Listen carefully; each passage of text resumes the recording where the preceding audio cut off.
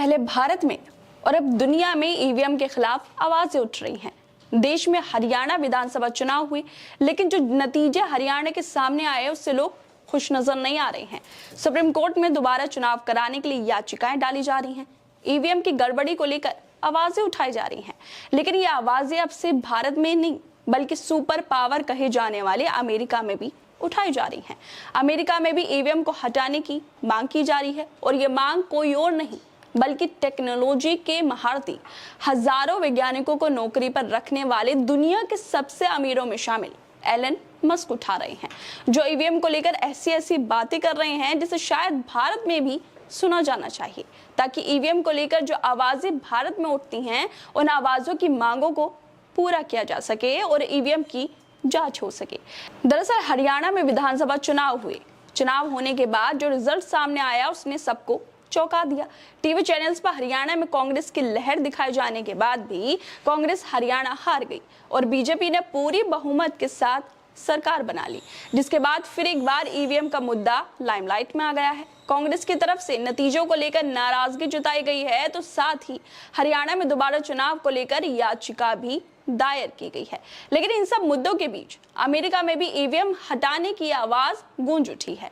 America में जल्द ही चुनाव होने वाले हैं। ऐसे में चुनावों से पहले ट्विटर के मालिक और दुनिया के सबसे अमीरों में शामिल एलन मस्क ने भी ऐसा बयान दिया है जिसकी चर्चा हर तरफ हो रही है। सोशल मीडिया पर लोग प्रतिक्रियाएं दे रहे हैं। असल में एलन मस्क ने ईवीएम की विश्वसनीयता को लेकर कहा है कि ईवीएम हैक हो सकती है। ईवीएम से चुनाव में वोटिंग नहीं होनी चाहिए, क्योंकि ईवीएम कंप्यूटर प्रोग्रामिंग से जुड़ा हुआ होता है और इसे हैक करना संभव है। इसलिए बैलेट पेपर से चुनाव होने चाहिए, क्योंकि ईवीएम हैक हो सकता है। कागज के बैलेट पेपर को हैक नहीं किया जा सकता। दोस्तों, एलन मस्क के इस बयान के बाद ही भारत में लोग खूब ईवीएम के मुद्दे को उठा रहे हैं और साथ ही सोशल मीडिया पर भी लिख रहे हैं कि एलन मस्क कह रहे हैं कि ईवीएम को हैक करना संभव है।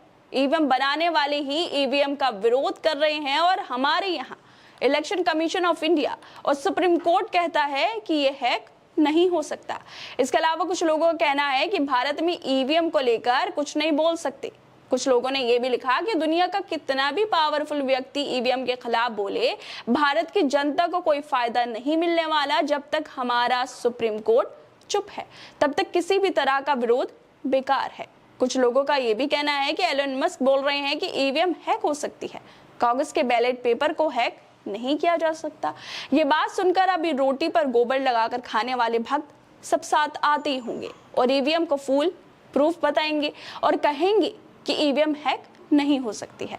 दोस्तों, टेक्नोलॉजी के महारथी ईवीएम हैक होने की बात कर रहे हैं, लेकिन भारत में लोग प्रदर्शन कर करके परेशान हो गए हैं, बोल बोल कर परेशान हो गए हैं कि ईवीएम में गड़बड़ी है, इसकी जांच करा लो, लेकिन कोई सुनने को ही तैयार नहीं है। हरियाणा विधानसभा चुनाव के नतीजे आने के बाद कांग्रेस की तरफ से भी ट्वीट करते हुए कहा गया था कि हरियाणा चुनाव के नतीजे बिल्कुल अप्रत्याशित और अस्वीकार्य हैं।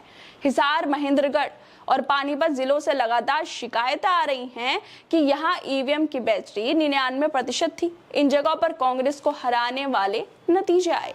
वहीं जिन मशीनों को नहीं छेड़ा गया, जिनकी बैटरी 60 से 70% थी, वहां हमें जीत मिली।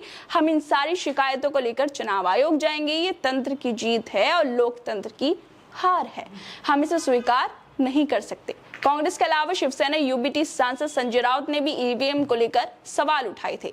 उन्होंने कहा था कि देश के करोड़ों जनता का ईवीएम पर विश्वास नहीं है। इस देश की जनता चाहती है कि ईवीएम से वोट नहीं होने चाहिए। पूरी दुनिया ने ईवीएम को निकाल दिया है, लेकिन हमारे सुप्रीम कोर्ट ईवीएम को क्लीन चिट दे रहे हैं। ये संविधान के खिलाफ है और हरियाणा में तो बहुत बड़ी गड़बड़ हो गई है। हरियाणा में वोटों में डिफरेंस कितना है आपको मालूम है? सिर्फ 0.6%। कांग्रेस और बीजेपी में 0.6% का डिफरेंस है और 0.6% से आपको 30 सीटों का कैसे फायदा हो सकता है। दोस्तों, सिर्फ विपक्ष ही नहीं बल्कि हरियाणा चुनाव और ईवीएम में गड़बड़ी को लेकर सुप्रीम कोर्ट में याचिका भी दायर की गई थी, जिसमें हरियाणा विधानसभा चुनाव में ईवीएम में छेड़छाड़ के आरोप लगाए गए थे और साथ ही हरियाणा में बनने जा रही बीजेपी की सरकार जो है उसके शपथ ग्रहण पर रोक लगाने की भी मांग की गई थी। याचिका में हरियाणा की 20 विधानसभा सीटों पर ईवीएम में गड़बड़ी का हवाला देकर इन पर फिर से चुनाव की मांग की गई थी। लेकिन चीफ जस्टिस ने मांग पर सवाल उठाते हुए ही कहा था कि आप चाहते हैं कि हम चुनी हुई सरकार की शपथ पर रोक लगा दें। आप हमारी नजर में हैं, हम आप पर जुर्माना भी लगा सकते हैं। ईवीएम में गड़बड़ी को लेकर हर कोई सवाल उठा रहा है, लेकिन जवाब किसी को भी नहीं मिल रहा है। देश में जनता ईवीएम की विश्वसनीयता पर लगातार सवाल उठा रही है, लेकिन हर बार यही जवाब मिलता है कि ईवीएम हैक नहीं हो सकती है, मगर ईवीएम को लेकर कोई ठोस कार्रवाई नहीं होती हुई दिखाई दे रही है। खैर दोस्तों, आप लोगों को क्या लगता है इस पूरी वीडियो पर? हमें अपनी राय जरूर दें और बाकी तमाम खबरों को देखने के लिए हमारे साथ जुड़े रहिए।